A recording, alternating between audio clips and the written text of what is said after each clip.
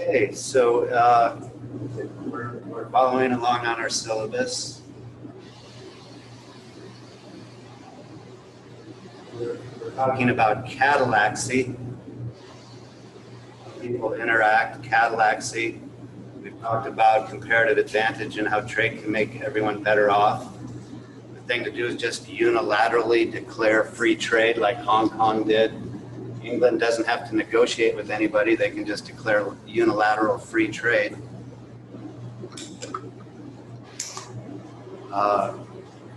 We looked at the marginal productivity theory of distribution, which we'll be looking at again today. Now we're talking about markets are usually a good way to organize economic activity. And the way we've organized that, discussed that, is by showing what happens when the state intervenes. You know, from Hayek, 1945, use of knowledge in society, that when the state intervenes in a local and decentralized price signal, often at times it causes social crisis. And we've looked at violence and victimless crime. We've looked at homelessness. We've looked at hypocrisy of putting on trade barriers for solar panels while also declaring there's climate change. Look at how tuition, students are indebted, and middle management on campuses grows too large. We find how healthcare companies make above normal profits due to the Affordable Care Act, and how rent seeking and barriers to entry prevent supply from shifting out to meet demand. So today we're going to talk about minimum wage.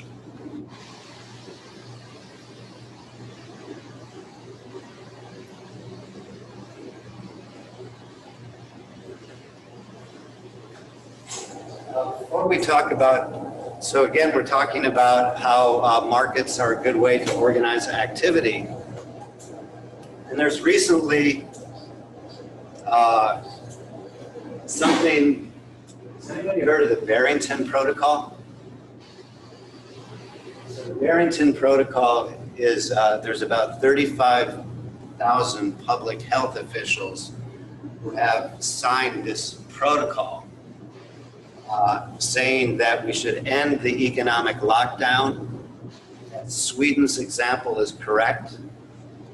Assume individual responsibility and in a local and decentralized manner. And we talked about trade-offs and about how politicians are using this COVID scare to increase their power and tell people what to do. Choose essential businesses, which businesses can fail, which ones can't, who's essential, who's not essential. So getting huge regime uncertainty now with the economy locked down. And we've talked about that many political leaders, quote unquote, are focusing on health concerns to the detriment of economic concerns, right? There's a trade-off. So the Barrington Protocol, people are saying we're focusing way too much on health. We need to open the economy and not be concerned about economic concerns. And we should just focus our preventive measures for those who are elderly. Everyone else, let them open the economy. Let's open the economy. So whether or not remains to be seen in our local situation or wherever you are, if politicians are actually going to follow this and give up their power. I'm skeptical.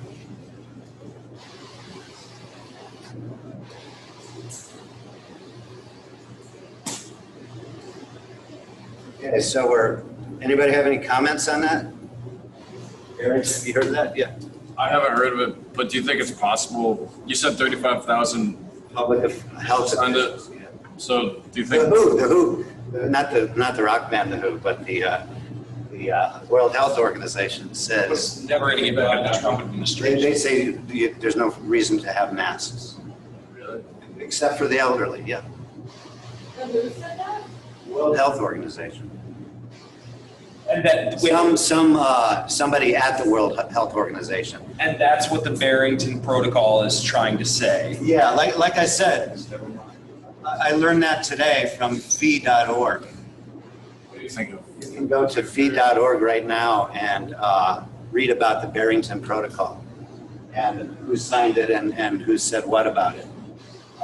Do you think, do you? So like I said, you can get fee sent to your Email. email every day I do. Then I get that in access. with current news. So I learned about the Barrington Protocol today. And yeah. Like it? Wait, I'm sorry. Go ahead. You agree with it? Yeah, oh yeah, I've been saying that since the beginning. I've been saying that since the beginning. Come to class, social distance, let's get the economy back going again. I mean, that's why I've, what, how long have we been in class now? 3 months.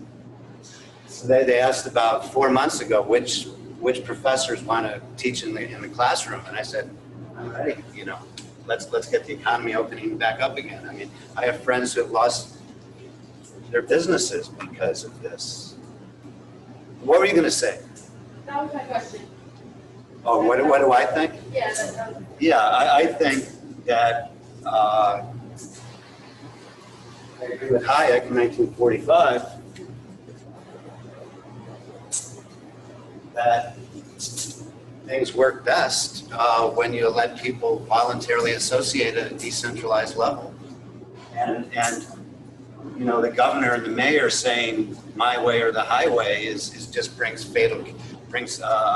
social crisis, which is a lot of mental problems people are having, a lot of economic problems people are having. So that's You said that the current people in politics right now aren't even looking at this. I doubt that whoever is elected officials that New Yorkers have voted for, both in the city and the state, are paying attention. No, definitely not. They're too busy. Two little Hitlers will fight it out until one little Hitler does the other one's will.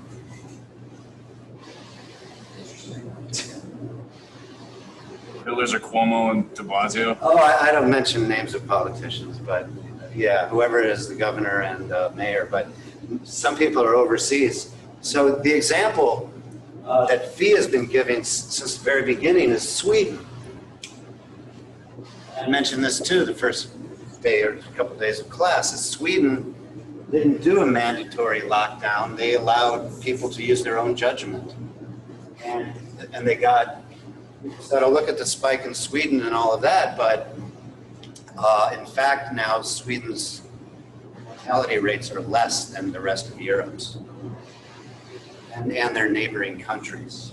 Yes, sir. But can't you make the same argument for New Zealand, who went on complete lockdown and now they have like 0 cases? It's an island. Yeah. Every case is unique. I mean, every political entity is unique. That's economic principle number 1. You choose the leader. You choose your leaders, right? Yes. Apparently what you were saying about like New Zealand, I feel like that sounds like a perfect example, but that could never happen in the United States because it's so like widespread and diverse. Of course. Like they're like their own people. Of course. We've talked many times in this class about Adam Smith and depersonalized versus personalized relationships. England is personalized. New Zealand's personalized. Australia's personalized. Sweden's personalized.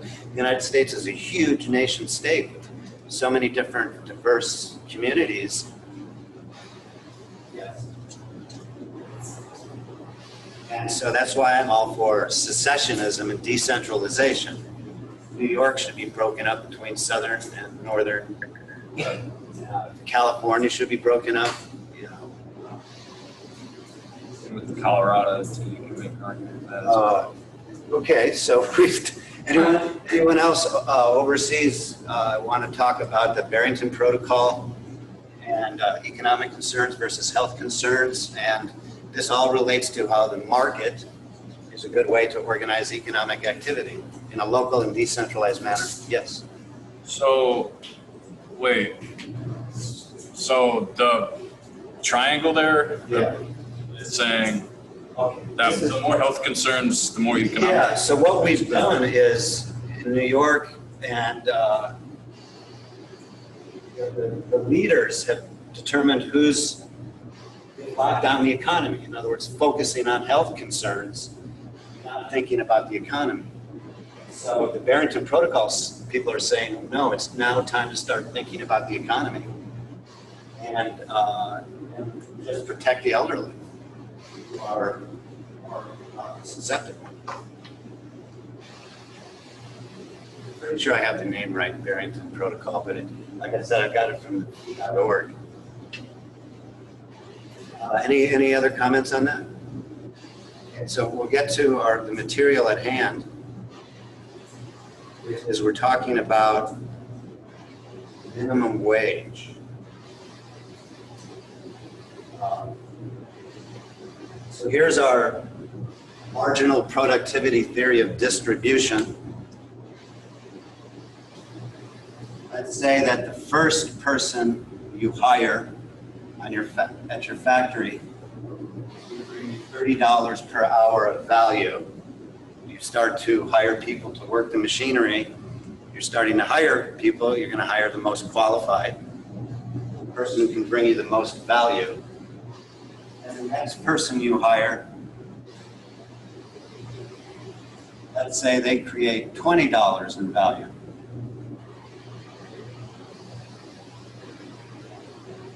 Right? And the next person has a little bit less skills, less experience, and they create $10 worth of value.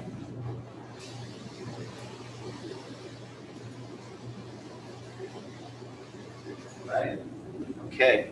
So that's the marginal productivity theory of distribution, which can help explain why the supply curve, well, the supply curve is upward sloping because you're willing to supply more when the price goes up. And marginal productivity theory of distribution can help explain that.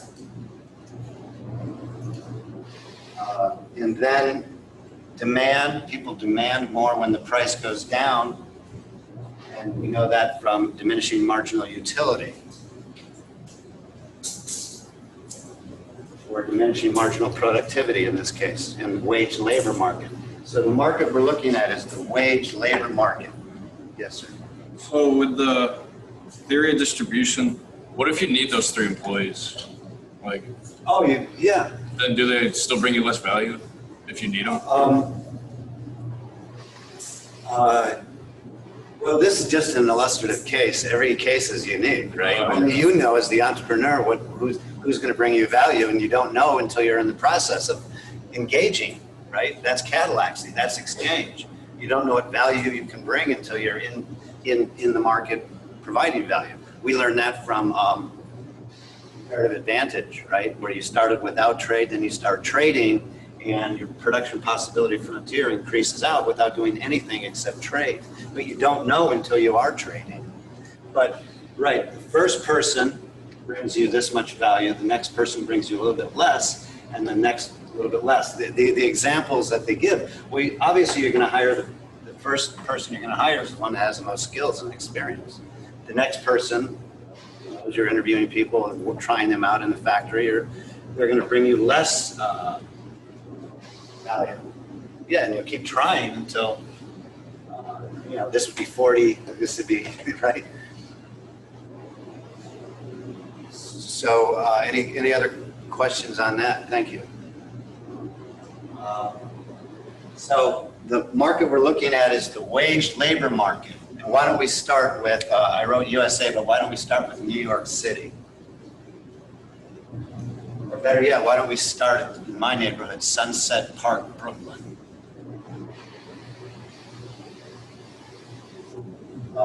So wage labor market, where the supply are those seeking work, and you want to go punch a time clock and do that, and depending where you are in your life cycle, punch the time clock, punch out, and do whatever else you want.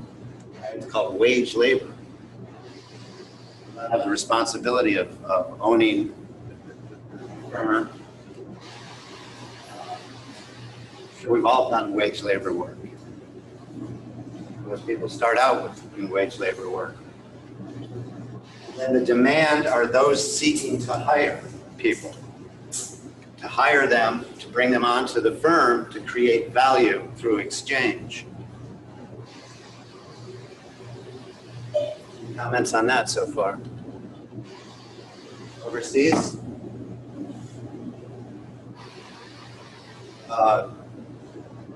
The wage labor market, Sunset Park, Brooklyn, those seeking work, those seeking to hire, and without any intervention now, starting with the perfect competition, emerged optimal price and quantity, no intervention. Everybody who wants employment is able to find it. Everybody who wants to hire people are able to do so. The value in the economy is maximized. The wage maximized price, optimal price emerged, is the wage. The price of labor is the wage. Anybody who wants to hire people is able to do so. You have what's known as harmony economics.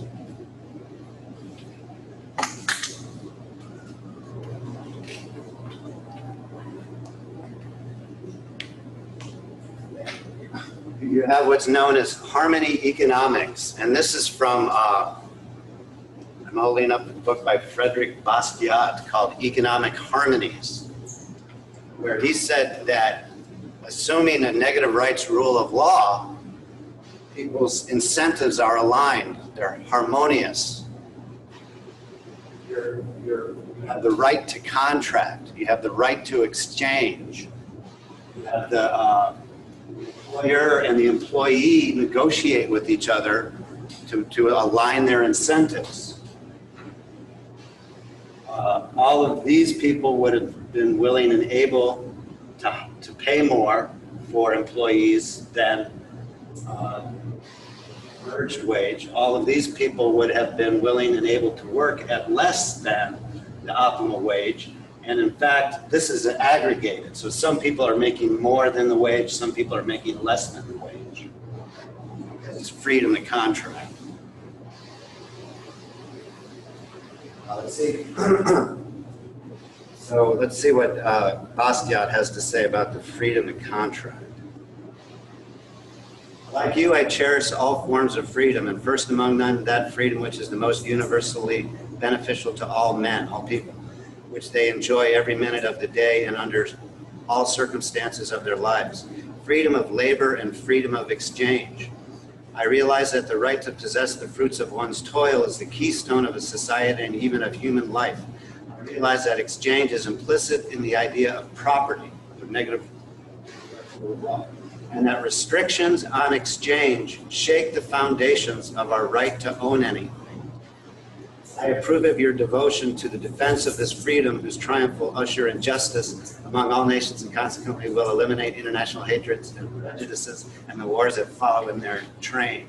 So Marxists, left-wing economists, social thinkers laugh at Bastiat and say, oh, that's harmony economics. In fact, we talked about why perhaps there's rent controls so that the evil landlord won't take advantage of the naive tenant, but we've learned that the landlord needs the tenant just as much as the tenant needs the landlord. Same thing with a firm.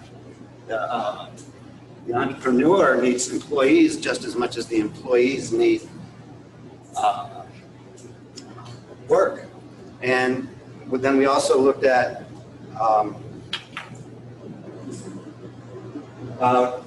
violence under police brutality, about how the police labor unions have special rights that prevent them from being prosecuted for violating people's rights due to arbitration and qualified immunity. Special rights under law creates conflict.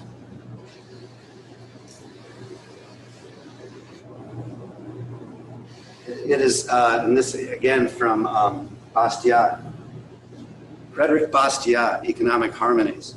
It is evident that the socialists set out in quest of an artificial social order only because they deemed a natural order to be either bad or inadequate. And they deemed it bad or inadequate only because they felt that men's interests are fundamentally antagonistic, or otherwise they would not have recourse to coercion. And remember, only the state has the legal right of coercion over a specific geographic area. Therefore, they have found fundamental antagonisms everywhere, between the property owner and the worker, between capital and labor, between the common people and the bourgeoisie, between agriculture and industry, between the farmer and the city dweller, between the native born and the foreigner, between the producer and the consumer, between civilization and social order. To sum it up in a single phrase, between personal liberty and a harmonious social order. So the reason I read that is, so here we are, everybody who wants work is able to find work, harmonious order, incentives are compatible, people are free to exchange. Then we ask, why would the state intervene? Why do we have minimum wage laws? Why would the state intervene?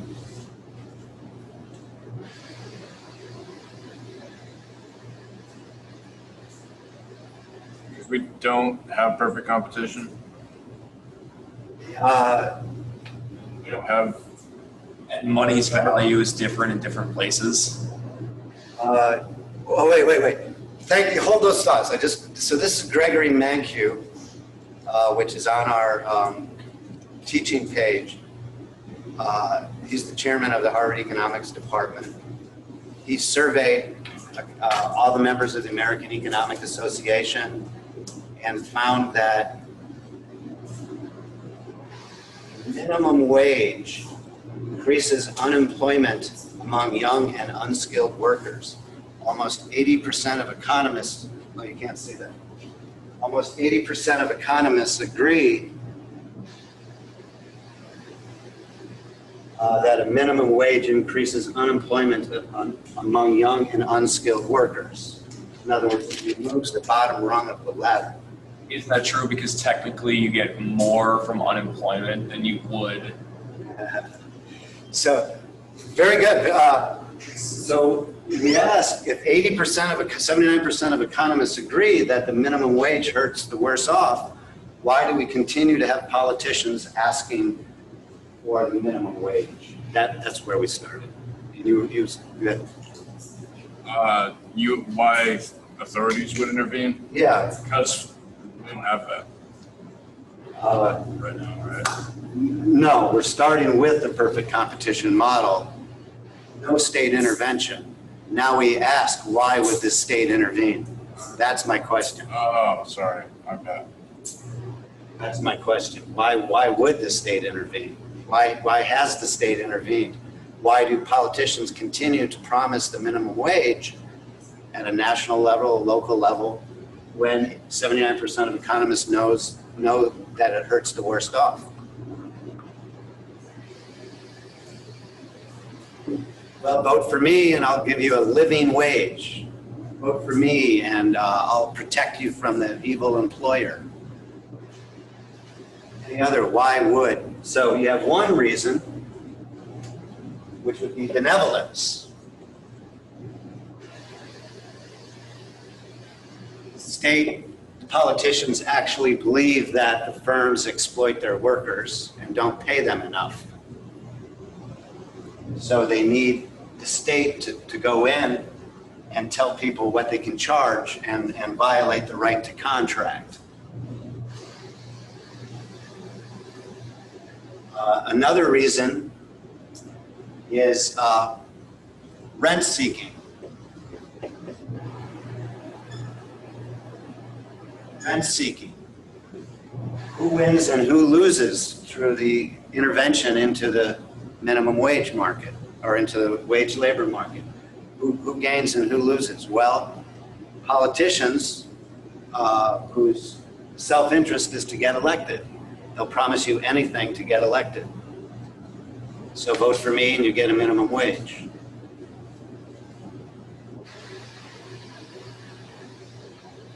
Wouldn't that theory that you just read to us be questioned if they just raised minimum wage everywhere and made it the same everywhere? Still, a certain person running for president in the United States wants to do that. Yes, have a minimum wage everywhere. Bernie Sanders. I don't know. Yeah, you know, like, So why would anybody overseas or in the classroom, why would the state intervene? Well, vote for me and you'll get a minimum wage, you'll get a living wage. Another reason is that in general, on average, labor union members make almost twice as much as the average American. So here's the market clearing optimal wage, and then here would be the labor union wage.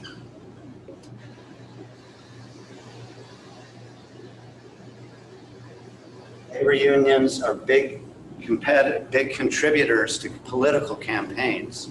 So when you put on a minimum wage, it makes labor unions look more affordable. Yeah.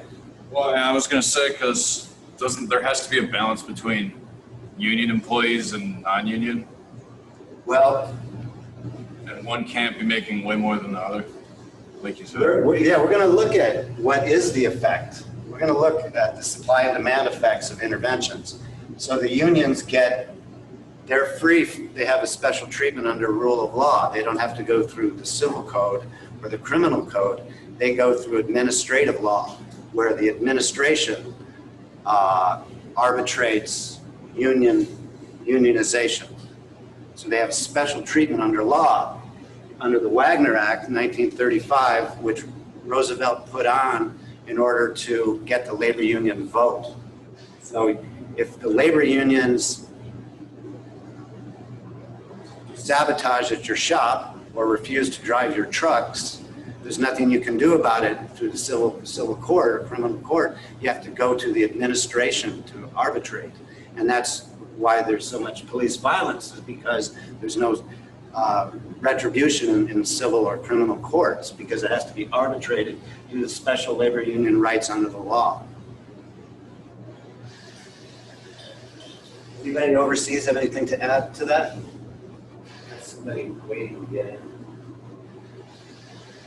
So the question is, why would the state put on a minimum wage when 79% of economists agree that it hurts the worst off?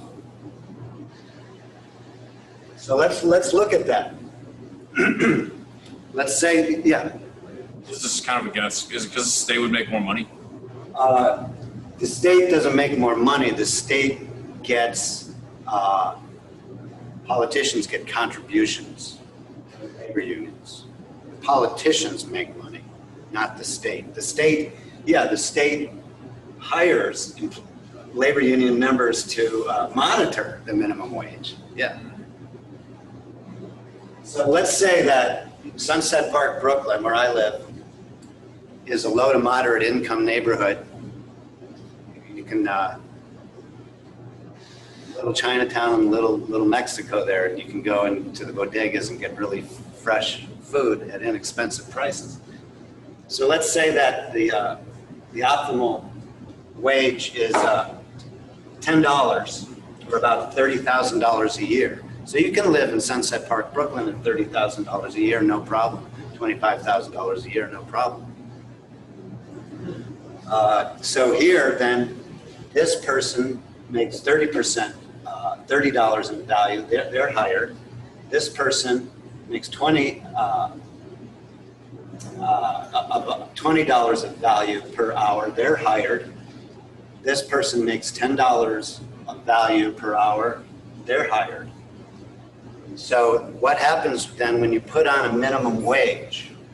For whatever reason, I'll protect the employee from the exploitative chain stores, big box stores, who are exploiting people, even though consumers benefit quite a bit by it. So, or this could be Roswell, New Mexico. You could live well to $25,000 or $30,000 a year, go to Walmart and buy things. Cheyenne. Or Cheyenne, or northern Louisiana. It's crazy. The minimum wage in Cheyenne is like $8 an hour, but like gas is like $1 a gallon. Now you're talking. Exactly. So the cost of living in New York City is 1.35, the national average, And you said Cheyenne? Yeah. So let's say Cheyenne is, say, 0.7 of the national average. San Francisco is about 1.5 or 60% more than the cost of living in Cheyenne. So the idea of putting on a universal, USA-wide minimum wage is creates social crisis because of the different costs of living in the different places. So It's like if you made 15 or 20 bucks an hour in Cheyenne, you'd be like a millionaire. all right, so now, for whatever reason, the state is putting on the minimum wage. Here we go.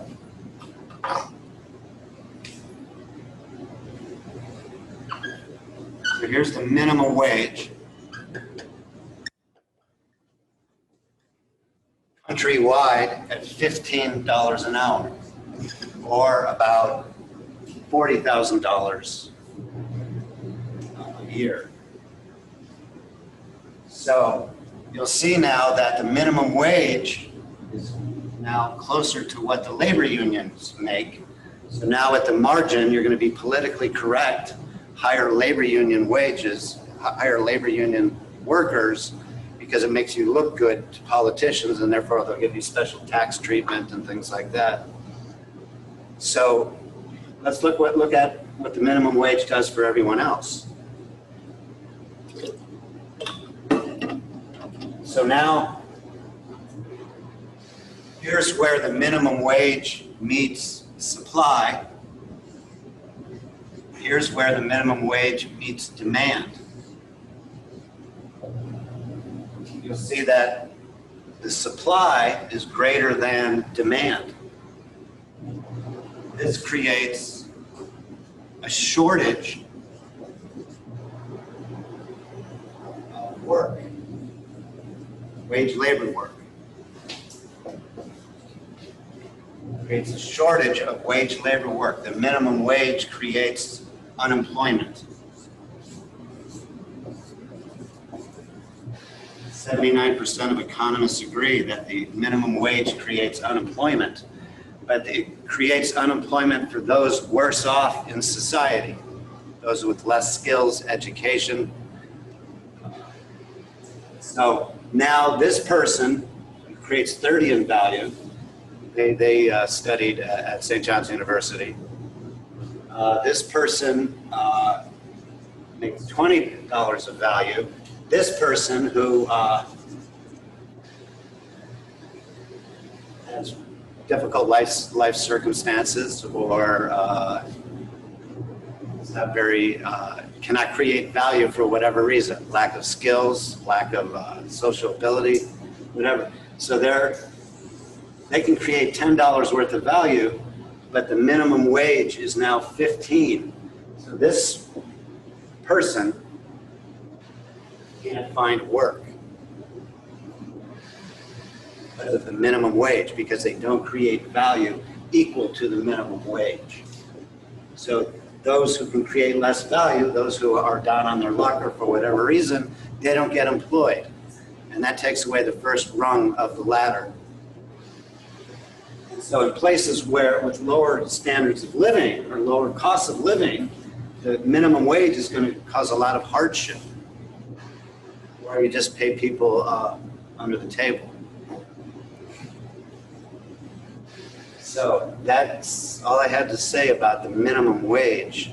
So from Hayek, we know that when the fatal conceit of the state governing from above and not allowing the right to contract, it causes social crisis, in this case, unemployment for those worse off.